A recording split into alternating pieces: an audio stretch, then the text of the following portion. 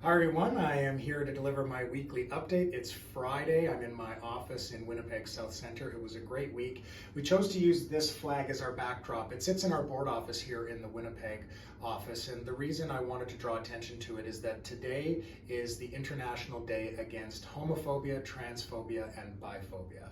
For too long, we have seen the queer community marginalized, and it is more important than ever as we are seeing growing condemnation and growing ignorance towards marginalized community like the queer community, that we remain strong and steadfast in our protection and defense of those rights and the rights of all Canadians.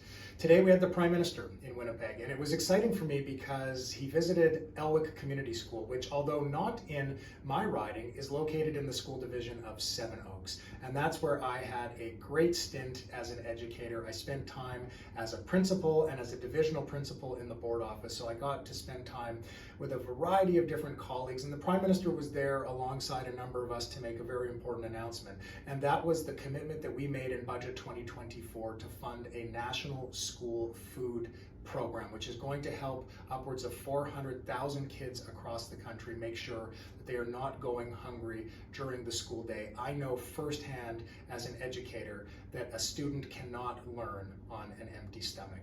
We also had Minister Sajjan in town yesterday, and I was pleased to join him alongside Minister Vandell and members of the provincial government to make a very important matching announcement. And that announcement was to fund equipment for wildfires and resources that are going to help community firefighters and others battle some of the significant wildfires that are burning out of control in northern Manitoba right now. As we see the impacts of climate change face us in new and undeniable ways, this is not only another example of the collaboration between our levels of government, but it's an investment in a critical area that is much needed in terms of support for people in Manitoba right now.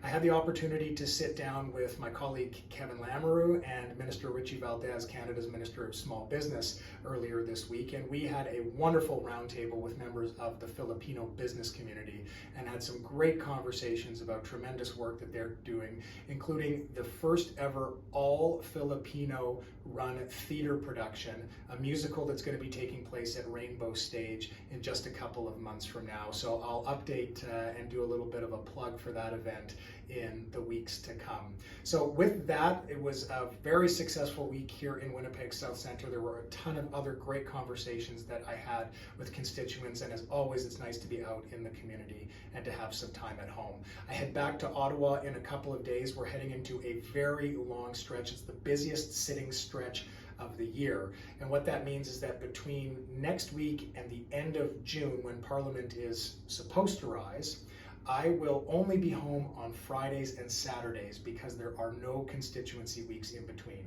So it's a heavy travel load, and unfortunately it takes me away from the riding more than I'd like to be, but there's a lot of important work to do on your behalf in Ottawa. So that's the weekly update, and I look forward to reporting back next week. Wishing everybody a wonderful long weekend. Take care.